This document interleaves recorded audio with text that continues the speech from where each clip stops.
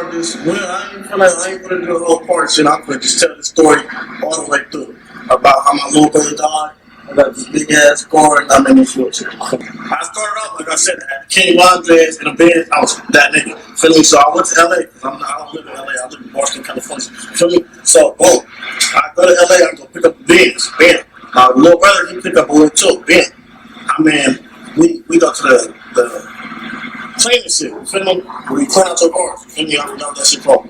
Nigga, talk too fast. You feel me? So we go there, go clean out the cars. We head back to the crib. Bam. You feel me? He call his bitch. Boom. They call his bitch. He trying to show her car. She there. You feel me? In the house section, right? Boom. So, we like, I'm trying to be wet. Boom, boom, boom. She like, all right, bet. Say less. We gonna go swimming and all. I don't play with water. I'm not a swimmer, nigga. I'm not going to no beach. I don't play with. I don't do pools, beaches, none of that. It's over with. You feel me? I'm not swimming. I can't swim now, but I couldn't swim before, so it don't matter. You feel me? It don't matter. You feel me? So we go there. I'm not gonna let you go by yourself, bro. She live over there. You feel me? So I'm gonna go with you. Bam. So we go. Bam. They swim. I'm in the sideline. You feel me? I'm in the sideline on the phone with the homie J. Bam. You feel me? The homie Sensei type shit. So man, I'm on the phone, bro. They swimming. Bam. They get out. We pop, bounce back in the car. Boom. We driving in the car. Bam. He drive. I'm not driving this big car. It's his car. You feel me? So he makes sure it's in the back seat though. So as I'm looking at Shorty. I'm paying attention. You know, we in this nigga, he's in the section. Feel me? In Boston. Yes, they game bang in Boston. They really do. You feel me? So I'm looking at her. She on her phone. She keep texting. I don't allow nobody to text behind me. I don't allow you to have your phone on in the car with the period. But she in the back texting, so I'm paying attention. But I'm like, this nigga girl, so I ain't chilling. It is what it is. Next thing you know, car get on the side of us. Car get on the side of us. Feel me? Bam. Car get on the side of us after that. Blanked out. All I know is I woke up with this hole in my head, 2 holes in my back. Car flipped over. My little brother died. He died on the scene. I died too. I died. They revived me at the hospital. Feel me? They revived me at the hospital. Yeah. I had to wait like 3 months. I didn't have a skull in my head. I had to wait like 3 months just to get a metal plate in my head. For me, that's why my head shit look weird. For me, but like yeah. But watch these bitches be shut up. And for all y'all that be talking about the high desert, the high you not active, look what these niggas put me. Bitch, fuck you, brother hell, nigga. Just because you're from LA, that don't mean nothing. Niggas chill will shoot you in Boston, bitch. Fuck you. Sid, bro, I really honestly believe a lot of dudes forget that women are also criminals and they help they family and the dudes they cool with and they come up with since the sandbox. That's some real shit. And one of the easiest licks to hit is out of town people, bro. You don't necessarily even gotta rob them, bro. You can just finesse them. Out of town people are the easiest licks because first of all, they already looking for somebody to trust. They already looking for somebody that can kind of be the liaison between them and what they're trying to accomplish. You act like you're doing that for them, that's an easy lick, man. You can send, like here in New Orleans, bro, people will really send you on a mission to go get some weed or something like that, and whole time they sending you straight to the savages, bro. They finna rob you, stab you, kill you, whatever, and some more shit. That's what's finna happen. And y'all gotta understand this too, man. One time I was chopping it up with this female, man, and she told me how she would always help set niggas up, and her uncles and her cousins would be waiting in the cut to get them. And I'm just like, how you even pick who you go after? She said, man, it just look like niggas who square but got money. I'm like, yes, sir. You gotta be careful with these type of females, bro. In general, and niggas too, man. Dudes will try to act like they your friend just to get close to you, you know, and monitor everything you got going on so that they can do what they gonna do. It's really that simple, fellas. Y'all gotta use common sense, man. Everybody ain't your friend out here. If you're in a healthy relationship with a man, can you stitch this video and talk about it? Can I? I'm stuck in the Not only am I in a healthy relationship with a man, I'm in a healthy relationship with a black, attractive, high-earning man. All right. Good for you. I think that's important to note because a lot of black women, especially who want and to desire to marry a black man, feel like they might have to settle. And no, you don't. I have been with Jonathan 6 years. We got married 3 months ago. And when I tell you that I have never once since we've been together had to worry about who I was going to get with him. If I had to give him a nickname, I would call him Mr. Follow Through. Since the very beginning, Jonathan has been what he's talking about, okay? I remember when we first started dating, we would plan dates on like a Sunday, and like almost every day leading up into the Friday date, I would be like, are we still going? No. Like, are you still excited? And finally one day he sat me down and he was like, stop asking me that, because if I say that I'm going to do something, it's going to get done. He ain't lying. And he wasn't lying. The original creator also suggested to talk about your life with your partner, and that's such an interesting thing because so many people have asked us, how has our life changed since we got married? And honestly, it hasn't changed that much, and that's because I knew exactly what to expect when I married Jonathan.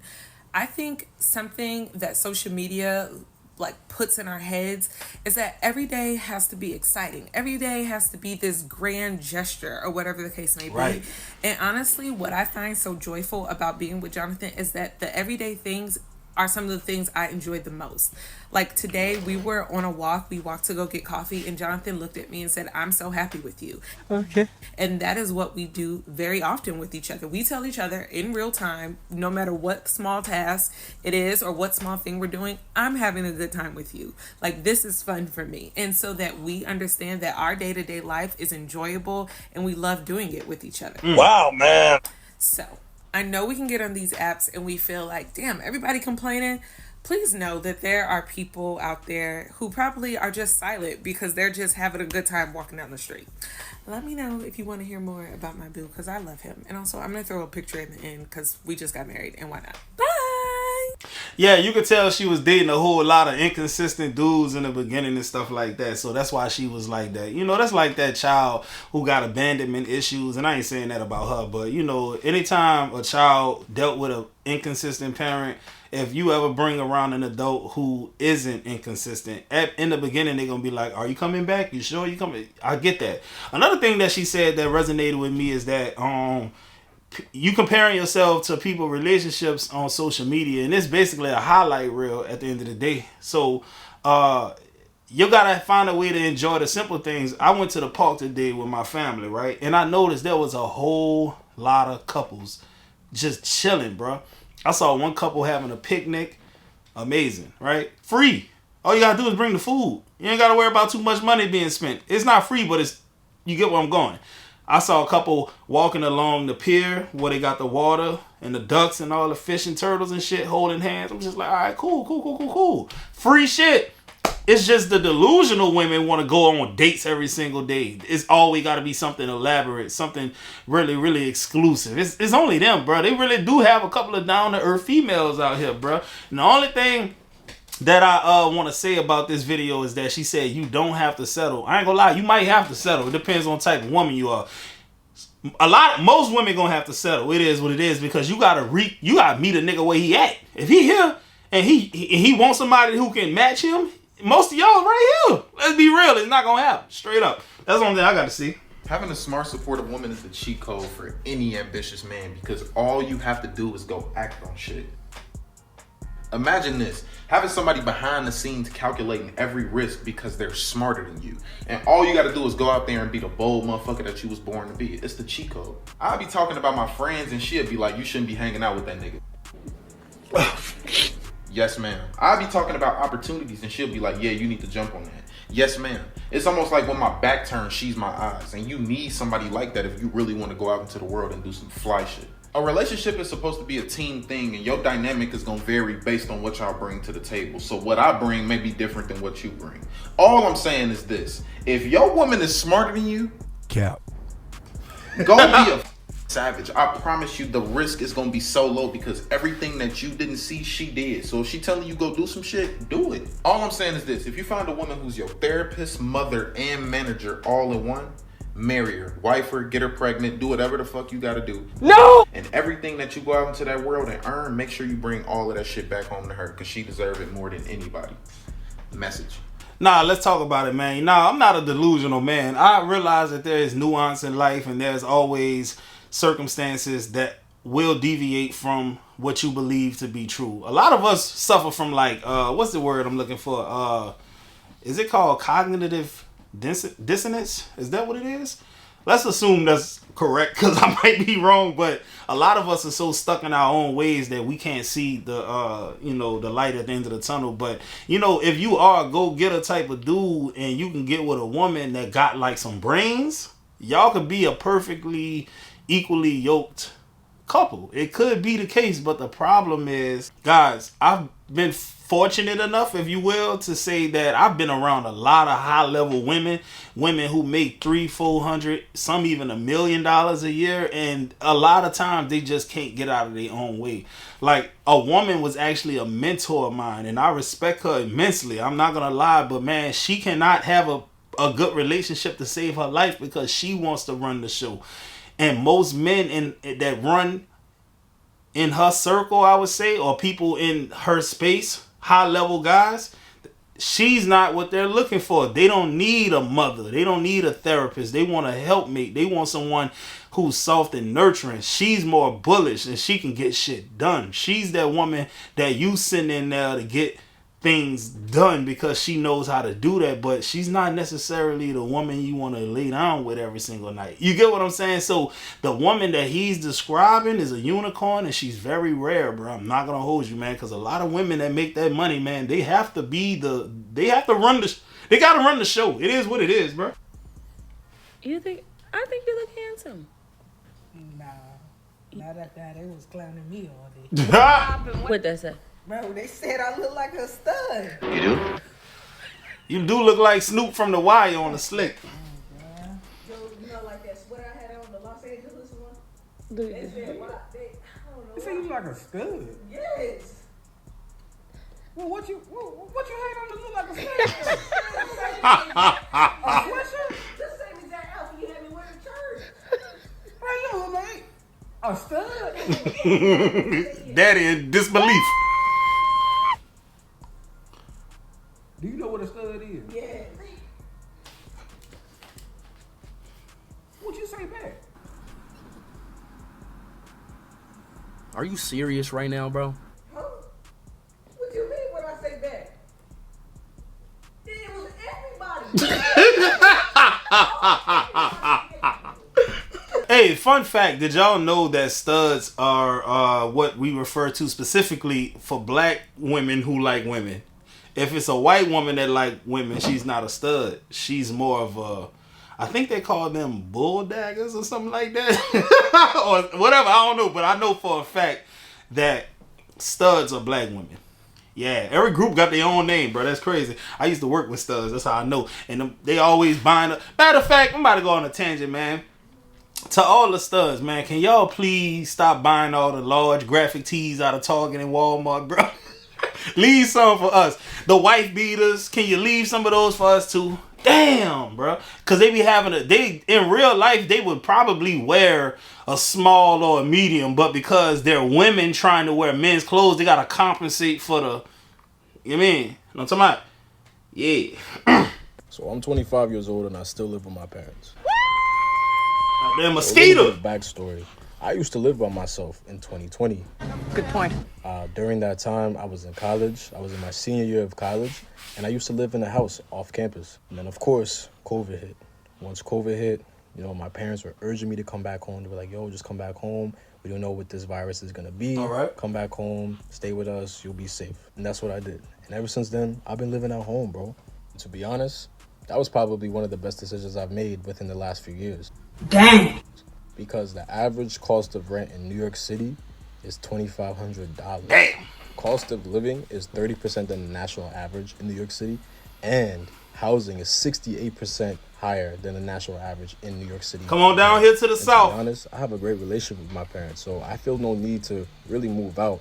I'm definitely working on it, you know what I'm saying? Because I definitely want to live on my own. But the thing is, if I just decide to move out, this shit has to be nicer than my room right now, bro. Oh, you lit. I have to be in a nicer spot than where I'm at right now.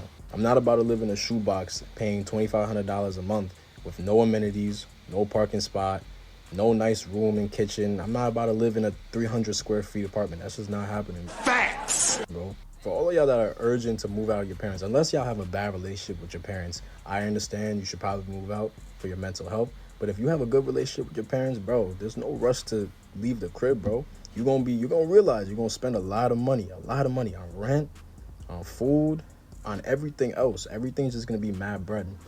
And you just don't want to do that to yourself. I'm just saying. And I've saved a lot of money just from staying from my parents. I have a nice ass car because I stay with my parents. And best believe, when I move out, I'm gonna keep the car. And that's the plan. I want to keep the car, have a nice crib. I want to make sure I'm set up when I leave my cribs. That's just a success. So I advise y'all to do the same, man. Don't listen to the social media hype of living by yourself, because it ain't as glamorous as you think it is, for real. Fellas, check this out, man. If you have the opportunity to stay home with your mama, bruh, do that shit. With your dad and your mama, man, do it, man. Because here's the thing, bruh. It's rough out here in the real world, man. I got thrown to the wolves at 17, going on 18. My mama was like, I'm sick of your shit. Fun story, bro. One time, bro, my mama was acting real emotional at the time, dog. She was fed up with me and my little brother, dog. We was badass niggas, man. It is what it is. My daddy went up to Monroe, Louisiana, and left us badass niggas with her. Well, he didn't leave us. We chose to stay with her. Let me put that. I'm not gonna say that about my daddy. We chose to stay with the more lenient parent. So anyway, man, we two young niggas, we fucking up. We doing all kind of shit. It's some more shit. We doing everything that we not supposed to be doing. Man, my mama asked me something real simple one day. My mama said, listen, take out the chicken and put it in the sink so it can thaw out, right? I did that. She also said, well, clean that room. I said, all right, cool, I'm gonna handle that. Man, so I get home, boom, boom, boom. I rush out the door. I change my clothes. I go do whatever I was trying to do. While I come back home, bro, my key don't work my key don't work. It was a note out there. Since you don't listen, you think you can grow, you can go ahead on and be out there by yourself like your little brother. So I ended up moving with my little brother in the apartment, staying on the couch. Imagine that. I'm 2 years older than my little brother. He got kicked out at 15. I'm staying on my little brother couch because him and his partner are roommates. They got their own room. My stupid ass, 17 or 18, I forget how old I was. I'm sleeping on a damn couch. Whole time I could have been living with my mom if I was just listening to her. Well, I was a real life idiot, man. Dog, I ain't gonna lie. Before I moved in with my little brother, though, I bounced from house to house from my partners. I slept in my car. I did have a car. I was a hustler. I had a car. I was sleeping in that bitch, dog, taking showers in public bathrooms, all kind of stuff. Because my mama was so serious about me not coming back home. I swear to God, she was not playing about that. I ain't been back home since. For real. Y'all better listen to y'all mama, bro. Now look, before one of y'all asked me how did a 15-year-old get his own apartment, that ain't none of my business. I paid my $200 a month and I was in there. That's all I knew. I didn't ask no question. It was after Katrina. A lot of people was lenient back then because niggas wasn't sure if they was coming back to the city. So these apartment complexes was running all kind of shit. I had to throw that in there. This was what truly high value men do. They pick wisely. They pick super, super wisely. They're highly selective with the women that they choose. And then when they've chosen her correctly, they spoil her endlessly. I like the sound of that. They put her through the ringers. It's like, you know, when you go to 6-7 rounds of an interview to get into those corporate jobs, they make you go through interview after interview after interview, a bit like going to a Harvard application. I'm tired of being tired. When you get to Harvard, they treat you well. Your life is set. But up until that point, they put you through it. What Freshman Fit teach is take any kind of woman and then don't give her too much, play games, treat her harshly. That is bold stuff. But that's not what high value men do. They've got a reputation. They can't just take any old girl and then try and train her. It's totally wrong. It's just like wrong. They ain't got time for that. They take a woman who's been well trained by her family. That's amazing. Like, I've never seen it from that perspective. Nah, that make a whole lot of sense, dog. If you really think about it, though, man, let's just walk with me with this one, dog. So, boom, you a high value male. You making money. You got it going on. Status, clout. You got all that. You heavily, intentionally vet the woman that you want to be with. She's perfect. She checks out all the boxes. She pretty, low body count, traditional, submissive. She cooks, she cleans, she do it all. You telling me that when you find this unicorn of a woman, you gonna be like, yeah, bitch, you go a strap. Oh, bitch, you go a little money. You gonna ration it out, man? I could believe what she just said, bro. You know what I'm saying? But a lot of times, dudes be picking the wrong women, bro. It is what it is, man. And the red flags be so apparent. Like, bro, your girl is twerking in the club and we can see her panties. And this the girl you want to marry? That's a red flag right there. Your girl talks about sex in front of your partners. about how good you blow her back out in front of your mans. Some of them niggas is slimy as hell anyway. Red flag. She's clingy. She's entitled. Red flag. She act like a little baby. Red flag. And dudes will marry her. See, if you vet the woman, shit.